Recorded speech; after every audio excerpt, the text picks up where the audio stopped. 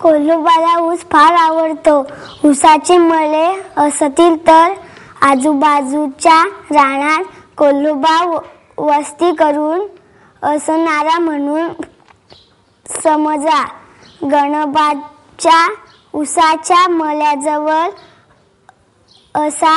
असात एक लावली नि तो बागुल बुवा शेतावर उभा करून ठेवला. रात्र झाली. कोल्होबा मळ्यात आला. बागुल बुवाला पाहून कोल्होबा त्याला म्हणाले, कोण रे तू? इथे कशाला उभा राहिलास? पण चिंध्याचा तयार केलेला बागुल बुवा थोडाच बोलणार तो बोलला नाहीसे. पाहून कोल्होबा रागावले. रागाच्या भरात त्याने बागुल बुवाच्या एक थोबाडीत मारली. तोच कोल्होबाच्या हातात चिटकला. कोल्होबाला अगदीच राग आला. त्याने बागुल बुवाच्या दुसऱ्या थोबाडीत मारली.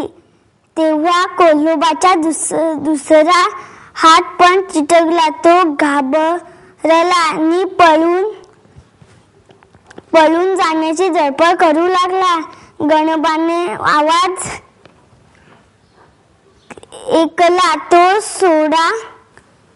सोटा घेऊन धावत आला. कोल्होबा अडकलेला पाहून त्याने आपल्या हातातली सोट्याने कोल्होबाची पाठ चांगली नरम केली.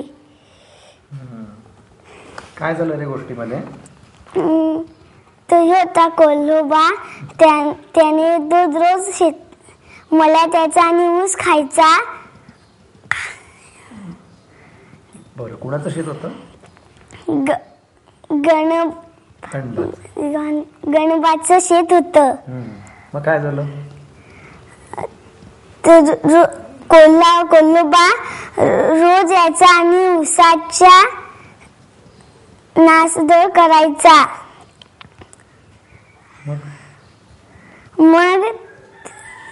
मग काय झालं?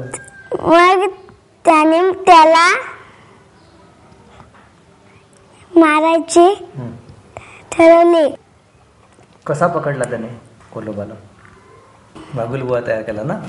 बागुलबुवाच्या गालाला काय लावलं? फणसाचा चीक लावला होता. हा.